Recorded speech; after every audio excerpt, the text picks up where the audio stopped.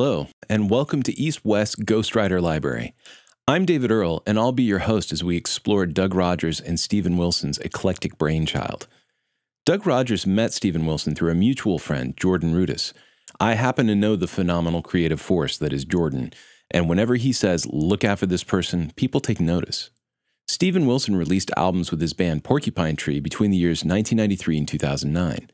His production style made waves because he could go from eclectic, warped, delicate, and dirty to heavy, blasting, punchy, and pristine. To describe his sound in words is difficult, so I'm happy that we're going to explore some examples of this library together. Listening will best give the impression of Steven's style. Steven's also well known for his 5.1 surround mixes of progressive rock albums. I've heard them and believe that he's one of the true pioneers of the medium. The fact that he mixed most of them, if not all of them, in Logic makes me particularly happy. When Doug got a hold of Steven, he was able to spirit him away to East West for an epic collaboration. Doug's work is all over these productions. The attention to detail, playability, and curation of the sounds is pure Doug Rogers. Doug is always keen to find holes in the industry where there's a need for sounds. Since the 90s, Doug has been creating library after library of groundbreaking work, and in this one, and this might just be a personal observation, he sounds like he's having a blast. Ghostwriter is a companion to your productions, a silent partner coming to the table with all kinds of great one-of-a-kind sounds, ready to be messed with and placed into your productions. With around 63 gigabytes of 24-bit 44.1K samples, all created with care and abandon, you aren't going to get bored with these anytime soon. So let's see what makes this library tick. First things first, let's get into the browser. Under the browser, you'll notice that there are some folders, and then there are some individual instruments that are sitting outside the folders. The folders have all been organized very meticulously. If we go into something like Acoustic Guitar, you'll see that all of the different techniques for miking and producing the guitar have their own folder. And within the folder, you have all of the different articulations. The articulations for the instrument will have parity across each of these folders, so that it's very easy to switch between articulations and not feel like you're missing any articulation, like an up or a down or a round robin of any specific kind of articulation. So if we go down to something like EBow Guitar, you'll notice that it has the same thing. Here it is with attack, here it is spacey, and here's just the EBow Guitar, and you'll see that the articulations have parity across the folders. There are 6 different categories: guitar, bass, keys, miscellaneous, vocals, and drums. Let's check out the player. Inside the player, on the left-hand side, we have a very cool tape delay, the EP1 delay. You can adjust the flutter, the drive, the echo, repeats, and level of this awesome delay. You have a filter. On the right-hand side, you have an amp envelope. You have a really great amp simulator at the top, and the awesome convolution reverb, East-West convolution reverb with all of their hundreds of impulse responses.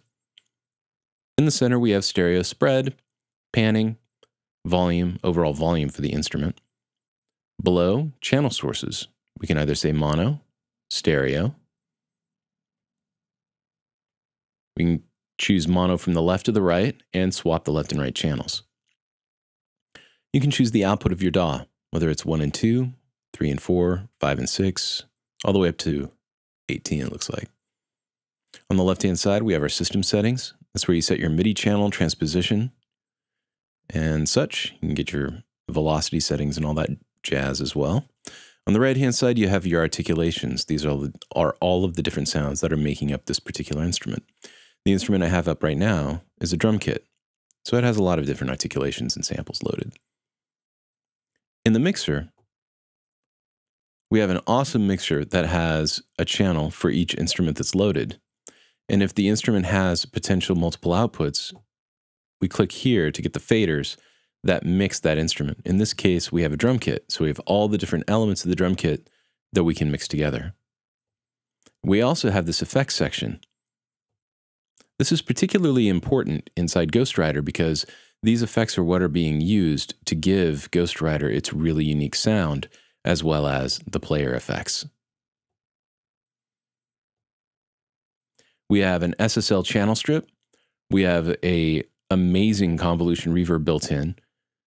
And then we have the SSL bus compressor available as well. Our amp simulator's up here with all of the amp simulator settings. We also have Omicide, the most amazing multi-band distortion and saturation unit that's ever been made.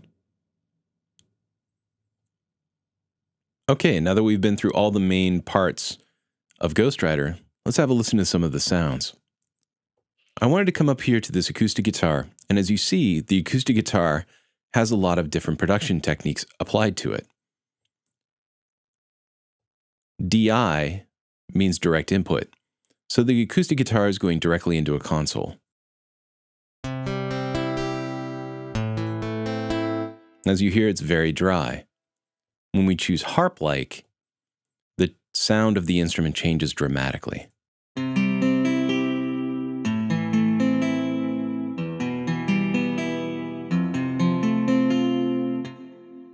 The way that these have been produced are a combination of what we have available to us within Play in terms of effects, and also the production techniques used to record and produce in the studio at East West, which has some of the most amazing vintage and modern gear available.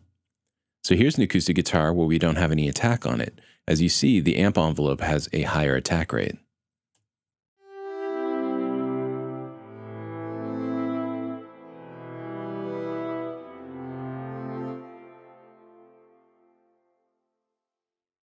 Here it is, spacey.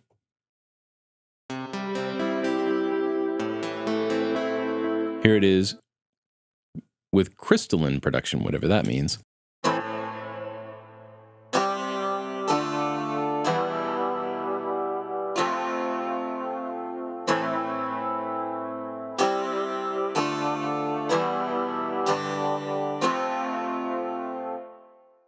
Beautiful stuff. If you have a MIDI controller, a guitar MIDI controller, it works really well with this library. Here's a bari swell. So this is a baritone guitar.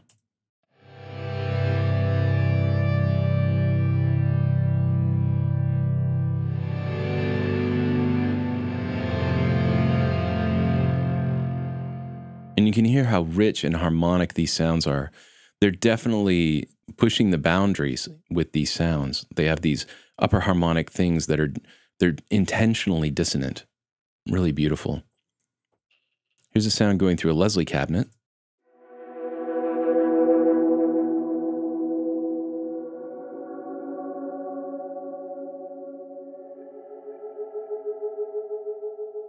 And as you can see in the play engine, we've got key switches down below, which we can switch our articulation with. And then we have the playable area of the sound is in white. EBow. So this is a guitar which is using a magnetic resonator on it, which gives it this beautiful bowed sound, even though it's being used on an electric guitar.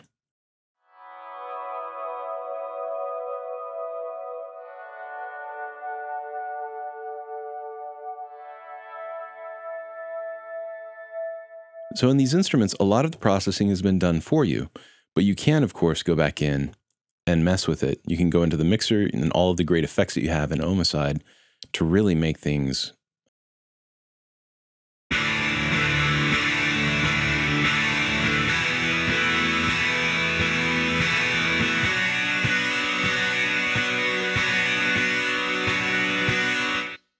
as you can hear, these sounds, they're on the border between being sort of nostalgic and vintage and also being very modern. Here we have one that's nasal guitar sustained with vibrato.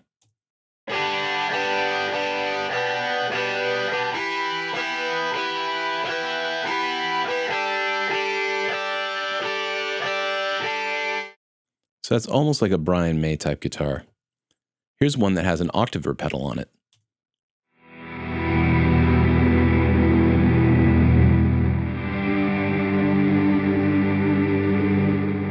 So these sounds instantaneously give you this environment to put the rest of your song on top of. Sigur guitar is also one of my favorites because it calls to Sigur Rós, which is one of my favorite Icelandic bands.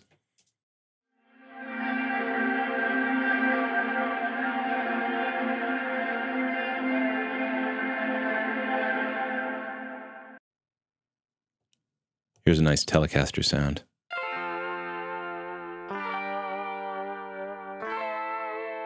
And what I love is that even though you know it's going to be a Telecaster, it's going to be processed in a way that sounds like no other Telecaster on the planet. The basses tend to be really large, distorted, and pretty rude.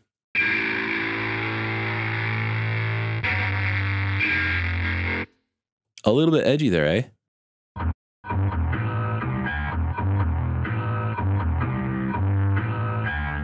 The basses, especially in this library, show off how Ghostwriter can give you a real edge.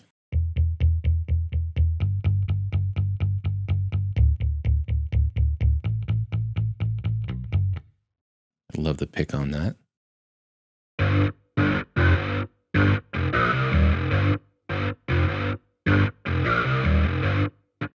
When we start getting into the keyboards, Steven Wilson is apparently a big fan of the clavinet, which is a fretted instrument that's played with a keyboard where the string is being hit with a hammer on an anvil. Check this out.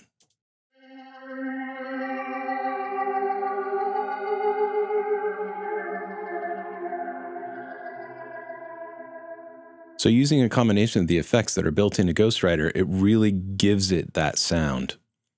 When we come down to the ambient version of that sound,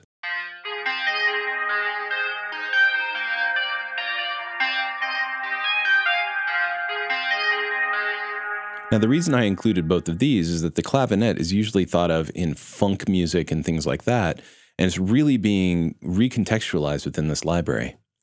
Death piano is an example of another keyboard instrument that creates an entire environment that you can build your song on top of.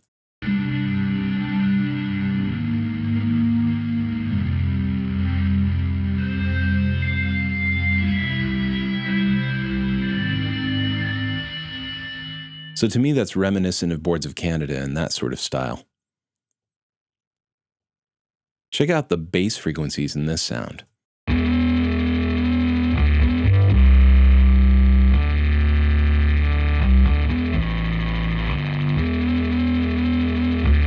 Not only does it have that real dirt and grit on top, but it has a really solid, punchy low end that if you put that in anything, it's going to cut right through. Keyboards are not the only thing that come under the knife when it comes to Doug Rogers and Steve Wilson. Check out this cello.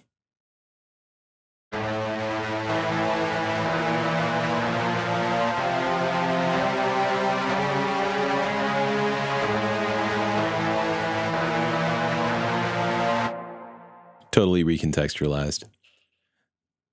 They also call back to some of the great bands.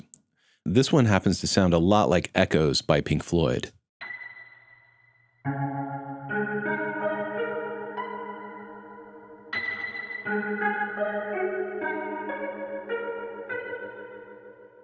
A lovely sound.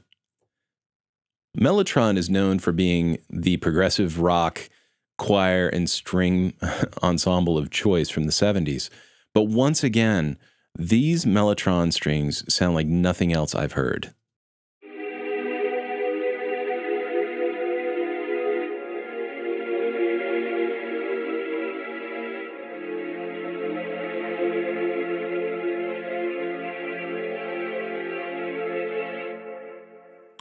Also, with these Mellotron strings, if you play around with the mod wheel, you end up with something that's more of a Leslie effect. The mod wheel is your friend in all of the East-West libraries. It'll allow you to get to aspects of the sound that you may not have known were there. Sometimes it's just a filter, but sometimes you'll get a whole new sample set being played with the same keys. Here's a warped piano.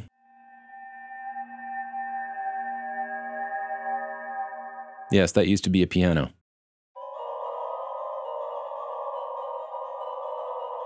Same with that. When we get into pads, these are not pads that you think of in terms of synthesizer pads. These are being created from samples of instruments and kind of run together to make these beds of sound.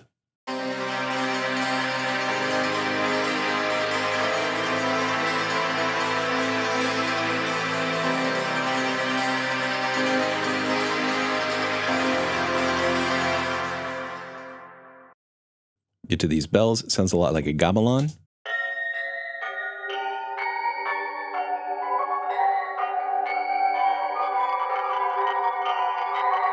maybe a gamelan from outer space.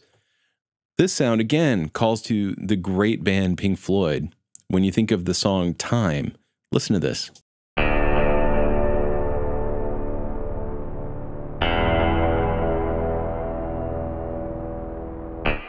That's amazing. It sounds like the guitar is 40 feet long. Along with guitar sounds and pads and keyboard sounds, we're also given a couple of vocal patches.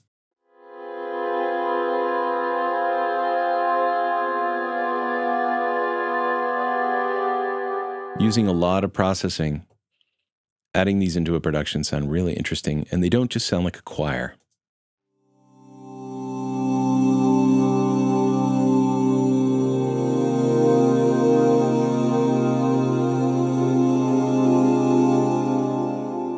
In classic East-West style, the drum kits are punchy and insanely well recorded. The processing on these is super interesting, and I highly recommend that when you check out the drum kits, you definitely go through and check out all the different processing and production techniques that they used. I'm just going to show you a couple of them.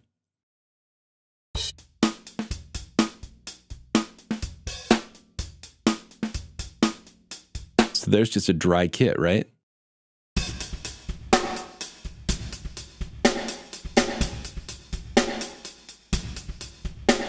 So now we're given a gated, the reverb and the gated reverb are just really interesting, and everything's placed within the stereo field in a really strange way. Here's a taped up drum kit. So it's going to have no ring to it. Well, the ring that you hear is the reverb.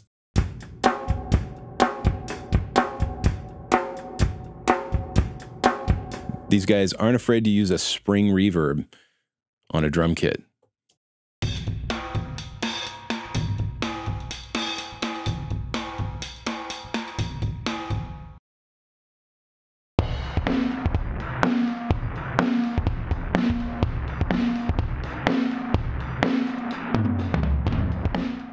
So all of the elements of the kit are being mixed in a really interesting way. If we go in here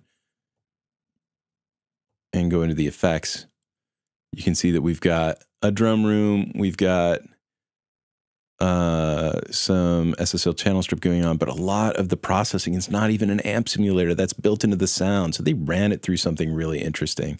They ran it through some amplifiers that they had on hand. It's not being processed by the internal processing systems in Ghostwriter. So that's really cool, because not only do you have the dry kits and you have some kits that you can run through the effects within Ghostwriter, but they have these ones that they're using these, you know, boutique amps that they got that are very, very rare. The reamped kits are particularly fun.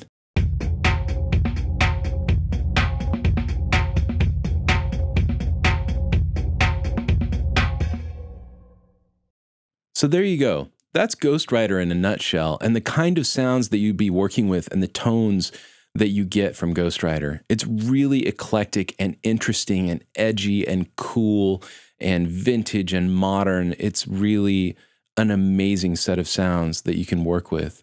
And when you get into the mixer and start messing with the Omicide, the 4-channel distortion saturation plugin, and also get into the amp simulator, the choices that you have with Ghostwriter are endless.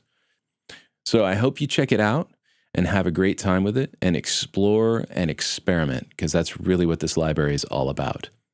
Now, to hear this library all put together, I'd like to play a demo for you. Until our next cartoon, I'll see you later.